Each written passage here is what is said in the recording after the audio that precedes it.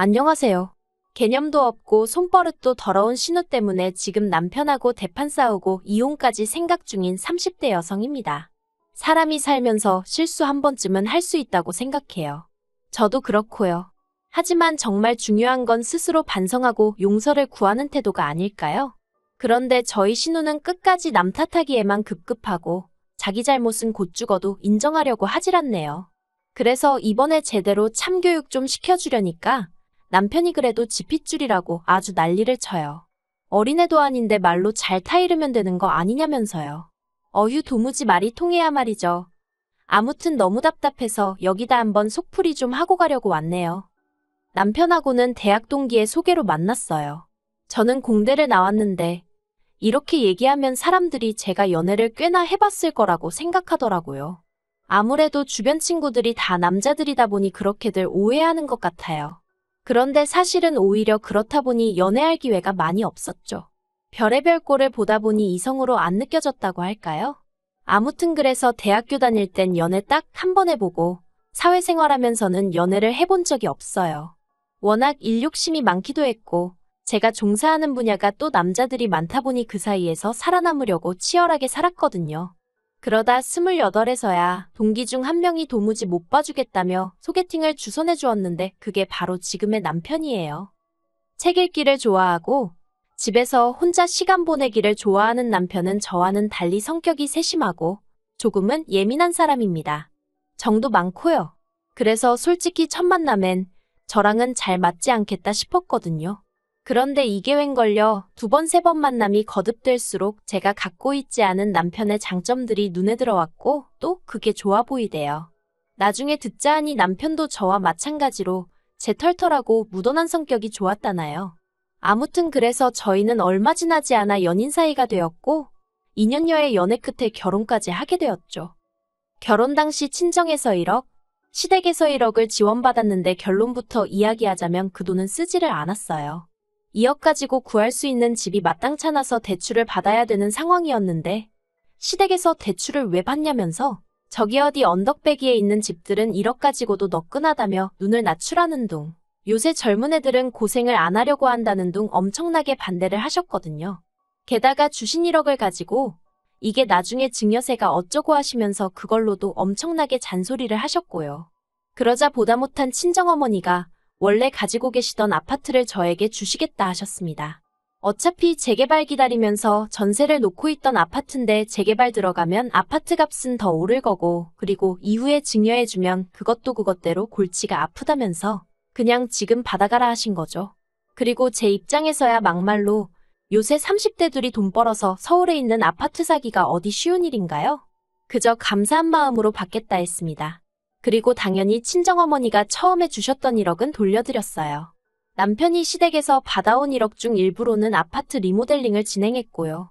그리고 그 밖에 혼수의 가정가구에 들어가는 돈도 남편이 시댁에서 가져온 돈으로 해결했습니다. 그러고 나니까 5천만 원 좀 안 되게 남더라고요. 남편더러 이 돈은 어떻게 했으면 좋겠냐니까 저더러 가지고 있으라대요. 그래서 제 통장에 넣어두게 된 거죠. 그리고 한동안은 뭐 별일 없이 신혼생활을 이어갔어요. 어머님의 터무니없는 잔소리만 제외한다면 말이죠. 출판사에서 일하는 남편은 그래도 마감때를 제외하곤 출퇴근 시간이 고정적이었던 반면 IT 회사에서 일하던 저는 야근을 정말 밥 먹듯이 해야 했거든요. 그리고 상황이 그렇다 보니 남편이 저녁을 혼자 먹는 일이 종종 생겼는데 이걸로 어머님은 불쾌한 기색을 감추지 못하셨어요. 저더러 어떻게 결혼까지 한 여자가 밤 12시가 넘어서 집에 들어오냐부터 시작해서 당신 아들이 지 손으로 밥 차려 먹고 치우고 하는 걸 보면 자취 때랑 달라진 게 없는데 뭐 한다고 결혼해서 돈 벌어다 저 좋은 일 시키는 줄 모르겠단 말씀도 서스럼 없이 하셨거든요. 그러면 저는 혼자 살 때도 그렇게 살았는데 왜 나랑 살 때는 그렇게 하면 안 된다는 건지 이해가 되질 않았지만 그렇게 따지고 들어봤자 어머님하고 말싸움이나 하게 될 게 뻔했으니 입 밖으로 꺼내진 않았네요. 하지만 어머님의 잔소리보다 저를 더 힘들게 한 건 사실 따로 있었습니다. 그건 바로 남편의 하나뿐인 여동생, 신우였어요. 신우는 겉으로만 보면 그냥 멀쩡해요. 모나지 않은 외모에 사업한다고 까불다가 말아먹긴 했어도 이후로는 직장도 그럭저럭 나쁘지 않은 곳에 다니고 있었고요. 그런데 문제는 그렇게 거짓말을 친다는 거였어요. 선의의 거짓말이라던가 그런 게 아니고 습관적으로 거짓말을 해댔죠. 심지어 한 번은 전화 남편하고 미리 얘기가 된 것도 아니었는데 친구하고 여행을 가면서 시부모님께는 야근이 길어져 저희 집에서 자고 간다는 말도 안 되는 핑계를 댔더라니까요. 하지만 신우 거짓말에 시부모님이 하루 이틀 속으신 것도 아니고 새벽 5시에 저희 집으로 시부모님이 찾아오셨습니다. 신우가 정말 저희 집에서 장계 맞는지 확인하러 오신 거였죠. 그리고 영문을 모르던 저희는 졸지에 신우의 거짓말을 알고도 감춰줬단 오해를 사면서 욕은 욕대로 먹고 시부모님은 특히 저더러 같은 여자가 돼서는 걱정도 안 되냐? 네 여동생이어도 그렇게 내버려뒀겠냐? 저러다 어디 가서 애라도 생겨서 신세를 망치면 그땐 제가 어떻게 책임을 질 거냐는 말도 안 되는 억지를 쓰시더라니까요. 그리고 저는 그때도 신우가 어디를 누구랑 갔는지 몰랐으니 몰아드릴 말씀도 없고 환장할 지경이었죠. 그런데 더 어이가 없었던 건 여행에서 돌아온 신우가 시부모님한테 눈물 콧물 쏙 빠지게 혼이나 놓고도 그걸 제 탓을 했다는 거예요. 정확히 뭐라더라. 저더러 손발이 안 맞는다나 어쩐다나요. 그리고는 한다는 말이 적당히 둘러대줄 수 있는 걸 일부러 자기 골탕 먹이려고 그런 거 아니냐는데 정말 황당하고 열받고 그래서 신우더러 다시는 뭐가 됐건 간에 저는 끌어들이지 말라고 했어요. 그러다 올해 초였습니다. 그런 신우가 시집을 간다고 하더라고요. 그리고 결혼 상대를 소개받았는데 전 정말 크게 충격을 받았죠. 왜냐하면 신우가 데리고 나온 남자가 제 대학 후배였거든요. 저랑 아주 가까운 사이는 아니었어도 워낙 착하고 능력 있는 후배라서 저를 포함한 선배들이 다들 기특하게 생각하는 녀석이었어요. 그런데 그런 후배가 어쩌다 제 신우 같은 사람하고 결혼을 하게 된 건지 두 사람의 접점이 도대체 어디였지 생각을 하다 보니 설마 저희 결혼식인가 싶대요. 사실 저희 결혼식 때 신우가 정말 시쳇말로 빡세게 꾸미고 오긴 했어요. 그리고 그때 저는 어디다 말은 안 했지만 특히 제 하객대 부분이 젊은 남자들이고 신우도 그걸 어느 정도 예상을 했을 테니 저렇게나 신경을 쓰고 왔나 보구나 싶었거든요. 그런데 아니나 다를까 그때 결혼식에서 신우가 제 후배한테 먼저 반했고 이후로 제 블로그를 통해서 후배 연락처를 알아냈다고요.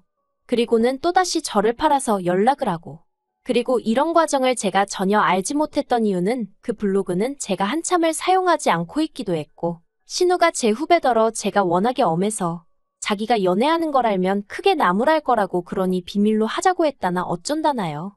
아무튼 뭐 젊은 남녀들이서 서로 좋아 만나게 되었다는데 거기다 대고 왜 나를 팔았냐 어쨌냐 하고 따지고 들기도 뭐하고 그래서 축하한다는 말 말고는 아무 말도 안 했습니다. 그런데 그 일이 있고 나서 며칠 뒤 이제 신우 결혼에 대해서 상의도 하고 그러자며 어머님이 가족 모임을 주선하셨고 그렇게 온 가족이 모이게 되었어요. 그리고 잠깐 어머님이 자리를 비우신 사이에 신우가 저희 남편더러 오빠는 결혼할 때 얼마나 받았어? 하고 묻더라고요. 그러자 남편이 1억인가 하는데 저는 순간 아차 싶었습니다. 신우의 눈빛이 확 변하는 게 보였거든요. 그리고는 곧이어 어머님이 돌아오셨는데 신우가 어머님더러 왜 오빠는 1억이고 나는 3천이야 하는 거예요. 그러자 어머님이 남편과 저를 번갈아가며 쏘아보셨고 저희야 뭐 할 말이 없으니 가만히 있었죠. 솔직히 저희가 잘못한 것도 아니었는데 말이에요. 아무튼 어머님께서는 이내 신우를 보시더니 원래 너도 1억 해주려고 했는데 네가 사업이니 뭐니 하면서 가져다 쓴 돈이 얼마냐면서 그래서 3천밖에 못 해주는 거라고 내가 너 사업자금 대줄 때 한번 얘기하지 않았냐 하시더라고요. 하지만 신우는 그건 그거고 이건 이거라면서 자기도 1억을 해달라고 떼를 쓰고 난리도 아니었어요. 그래서 결국 제대로 된 상의도 못하고 파토가 나고 말았죠. 그런데 며칠 뒤 신우가 연락도 없이 저희 집에 찾아왔습니다. 그때가 밤 9시를 좀 넘은 시간이었는데 눈물 콧물 범벅이 돼서 왔더라고요. 제가 무슨 일이냐고 하니까 신우가 엉엉 울더니 자기 이제 어떻게 하냐면서 차였답니다. 제 후배가 신우더러 헤어지자고 했대요. 그래서 이유가 뭐냐니까 신우가 또 훌쩍훌쩍 울면서 하는 말이 자기가 결혼자금 문제로 너무너무 속상해서 친구들이랑 술을 좀 마셨는데 그걸 후배가 알고서는 헤어지자고 했다는 거예요. 솔직히 납득이 안 됐습니다. 후배도 사회생활을 하는데 설마 술 좀 마셨다고 헤어지자고 했겠나 싶어서요. 그래서 정말 그 이유 때문에 차였냐니까 신우가 멈칫하더니 자기가 솔직히 말할 테니 저더러 도와줘야 한다대요. 그래서 일단 말해보라니까 사실은 후배랑 약속을 했었답니다. 다른 건 다 좋은데 늦게까지 술 먹는 거랑 거짓말하는 것만 하지 않기로요. 사실 저희 신우가 술도 워낙에 좋아해서 마셨다 하면 새벽 3시, 4시까지 마시는 일이 다반사다 보니 아무래도 결혼 상대 입장에선 걱정이 될 수밖에 없었겠죠. 게다가 거짓말 문제야 뭐. 이 세상에 거짓말하는 사람을 좋아하는 사람이 누가 있겠어요? 아무튼 신우도 알겠다고 했고, 그리고 신우 말로는 여지껏 잘 지켜왔었는데 결혼 자금 문제로 너무 속상해서 술을 안 먹고는 못 배기겠더래요. 그런데 불러낼 사람이 마땅치 않아서 전 남자친구랑 만나서 마셨는데 그걸 차마 후배한테 말할 수가 없어서 아는 언니 집에서 영화 보고 그런다며 거짓말을 했고, 그런데 뭐 한마디로 걸린 거죠. 그리고 후배 입장에선 그렇게 치밀하게 거짓말을 하고 전 남자친구랑 새벽까지 술을 마셨다는 걸 용서할 수 없다고 하더랍니다. 그리고 솔직히 듣는 내내 차일만 했다는 생각밖에 안 들던걸요. 아무튼 뭐 제가 도와줄 만한 상황이 아닌 건 확실했어요. 그래서 신우더러 미안하지만 내가 어떻게 해줄 일이 아닌 것 같다 했습니다. 두 사람의 신뢰 문제인데 그걸 내가 어떻게 해결해 주겠냐고. 그랬더니 신우가 한숨을 푹 내쉬더니 언니가 그럴 줄은 몰랐다면서 실망이네 어쩌네 하더니 그럼 하룻밤 재워주기나 하라나요. 그래서 알겠다 하고 자고 가라고 했어요. 그리고 그 일이 있고 한 달쯤 지났을 때였습니다. 그 사이 신우는 결국 파혼을 당했고 신우의 파혼을 방관했다는 이유로 저는 시부모님한테 말 그대로 역적이 되어 있는 상황이었죠. 그래서 스트레스가 정말 이만저만이 아니었네요. 그런데 그러던 어느 날 하루는 은행에 볼 일이 있어 갔는데 제 통장 잔고가 안 맞더라고요. 어이가 없었죠. 남편이 결혼할 때 가지고 온 돈 중 쓰고 남은 돈을 넣어놓은 이후로 손도 안 대던 통장이었으니까요.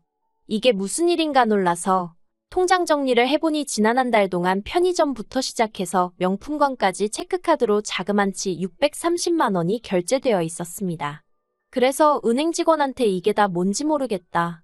나는 결제가 되었다는 문자를 받은 적도 없다 하니까 연락처 하나를 확인해 주는데 앞불싸 제가 예전에 쓰던 번호더라고요. 그래서 전혀 모르고 있었던 거죠. 경찰에 신고를 해야 하나? 어떻게 해야 하나 신고를 하면 잡을 수는 있는 건가? 전혀 눈치채지 못하고 있던 제 자신을 탓하기 시작하면서 남편에겐 어떻게 말을 해야 할지 여러 가지로 속상하고 갑갑하고 스스로 안심하고 정말 죽을 맛이었어요. 그리고는 집으로 돌아오니 남편이 제 얼굴을 보고는 무슨 일이라도 있냐고 묻길래 잠깐 고민하다 결국 솔직히 털어놓았습니다. 가지고 다닌 적도 없는 카드인데 이렇게 빠져나가고 있는 줄 몰랐다고. 속상하다고요. 그러자 남편도 황당해하면서 저더러 안 들고 다닌 거 확실하냐고 묻대요. 그리고는 한번 어디서 썼는지 보자고 하는데 그렇게 둘이 한참을 들여다보다 보니까 계속해서 낯익은 지역이 눈에 띄더라고요. 제가 남편더러 여기 왜 이렇게 익숙하지 하니까 남편도 그렇다고. 그러다 불현듯 떠오른 게 바로 신우 직장이 있는 동네였어요. 그리고 그제서야 설마 싶은 생각이 들고 시기상으로 신우가 저희 집에서 자고 간 무렵부터 카드가 쓰였거든요. 그래서 저는 혹시 설마 싶은 마음으로 신우에게 카드가 분실되어 경찰에 신고할 거라는 이야기를 흘렸습니다. 신우 반응을 한번 보려는 생각이었죠. 그리고 혹시나가 역시나라고 신우가 제 예상보다 더 화들짝 놀라더라고요. 그러더니 한다는 말이 카드 분실 신고했으면 됐지 경찰에까지 신고할 필요가 뭐가 있냐는 거예요. 제가 실수로 잃어버렸을 수도 있는데 경찰들 귀찮게 하지 말라면서요. 그리고 그런 신우의 반응에 저는 묘하게 확신이 생겨서 아니라고 이건 분명히 누가 훔쳐간 거라고 어떻게든 찾아내서 그 얼굴을 한번 봐야겠다 했습니다. 그러자 신우가 안절부절 못하더니 결국 한다는 말이 그거 내가 썼어요 그러는 거예요. 어이가 없었죠. 그래서 제가 신우더러 뒷얘기는 시부모님 계신 자리에서 하자 했습니다. 그러니까 신우가 안 된다고 아버님이 아시면 자기 죽는다고 진짜 안 된다고 또 울고불고 난리대요. 하지만 거짓말하는 것도 부족해 도둑질까지 하다니. 이참에 이놈의 버르장머리를 확실히 뜯어 고쳐줘야겠단 생각뿐이었거든요. 그래서 사정해도 소용없다. 주말에 시댁에서 보자 했죠. 그리고 주말 아침 시댁에 갈 차비를 하는데 남편이 꼭 이렇게까지 해야겠냐면서 신우도 뭔가 사정이 있으니 그러지 않았겠냐고 저더러 너무 사람을 궁지로 모는 거 아니냐입니다. 편들게 따로 있지. 어이가 없어서 남편더러 그러니까 신우가 오늘날 저 모양 저 꼴 아니겠냐고 쏘아붙였어요. 그리고는 따라오든 말든 마음대로 하라고. 나는 시댁에 갈 거라고 했죠. 그랬더니 남편도 말 그대로 죽상을 하고 따라 나서긴 하대요. 그렇게 시댁에 도착했고 이미 신우에게 상황을 들으신 건지 어머님은 저더러 기어이 왔냐며 독한 애어전에 야단이셨습니다. 반면 아버님은 모처럼 아들내외가 왔다고 좋아하시대요. 그리고 전 그런 아버님께 이야기를 꺼내기가 쉽진 않았지만 신우가 한 짓거리를 낱낱이 고했습니다. 그런데 그래도 저는 아버님은 어머님에 비해서는 비교적 이성적이시고 객관적이시라고 생각했거든요. 하지만 그건 제 착각에 불과했습니다. 아버님께서는 결혼 지참 금액이만 잘 둘러댔어도 신우가 그렇게 술을 마셨을 리가 없으니 어떻게 보면 신우가 파혼을 하게 된 것도 제 탓이나 마찬가지라며 신우 입장에서 얼마나 억울하고 속상했으면 그런 짓을 했겠냐고. 저더러 이번 한 번은 그냥 넘어가라시대요.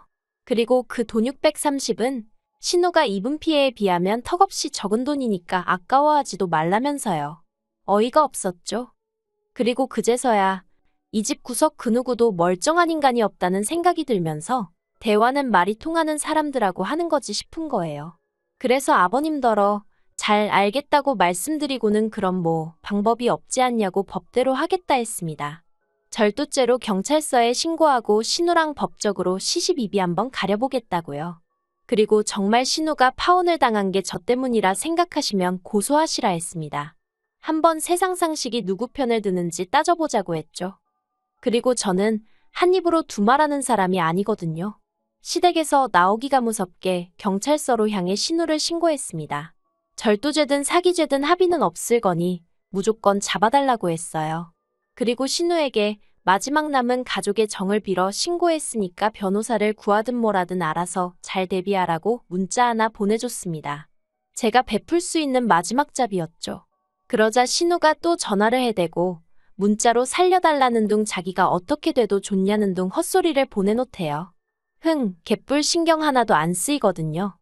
그리고 이 일로 남편은 남편대로 저란 여자가 아주 독종인 걸 알게 되었다며 자기 여동생이 정말 법적으로 처벌이라도 받게 되면 이대로는 못 넘어가네 어쩌네 이혼을 한 해 만에. 그래서 그까짓 이혼 하자고 했어요. 참나 지랑 이혼하는 게 뭐 얼마나 겁나는 일인 줄 알고 그런 걸로 협박을 하는 건지.